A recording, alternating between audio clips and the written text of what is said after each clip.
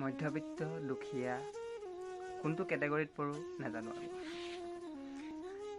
দেউতাৰ টকাৰ অনুমান লৈ নিৰ্ধাৰিত হৈছিল আমি পিন্ধা কাপোৰৰ মূল্য পলিষ্টাৰ কটন নাইলন নাজানো আৰু কি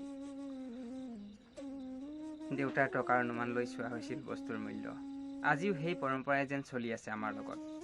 নিজে ঘটা টকা কেতিয়াও খৰচ কৰিব নোৱাৰো মন খুলি দোকানত সোমাই আজিও এনেদৰে কওঁ এটা কম দামী ভাল চাৰ্ট দেখাব এটা কম দামী ভাল পেণ্ট দেখাব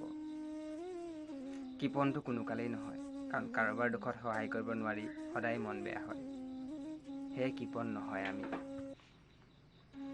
10 টকাৰ 10 টকাই দি দিবলৈ কুণ্ঠাবোধ নকৰোঁ মনলৈ আহিলেও যি মন যায় কৈ দিব নোৱাৰোঁ মন গ'লেও যি মন তাকে কৰিব নোৱাৰোঁ কাৰণ নিজেই কোনটো কেটেগৰীত পৰো নাজানো মধ্যবিত্তও নহয় ঠিক একেবাৰে একো নথকাও নহয় সন্মানেৰে 2 টকা ঘটি 2 টকাই খৰচ কৰি পাৰিলে কেতিয়াবা 1 টকা ধাৰ লগাওঁ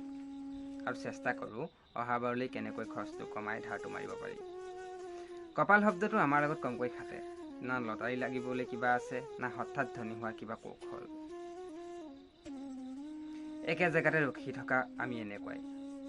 আমাৰ জীৱনটো বেছ নিয়মিত দৈনন্দিন একেবোৰ কামেই মাথো আগুৱাই যোৱাৰ নীতি প্ৰস্তুত কৰাত ব্যস্ত বাকী কাৰোবাৰ মৃত্যু হৈছে শোক প্ৰকাশ কৰিছোঁ কাৰোবাৰ মাজত যুক্তিতৰ্ক হৈছে চাইছোঁ কোনোবাই দুৰ্নীতি কৰিছে মনতেই গালি দিছোঁ আকৌ ব্যস্ত হৈছোঁ নিজৰ পৃথিৱীত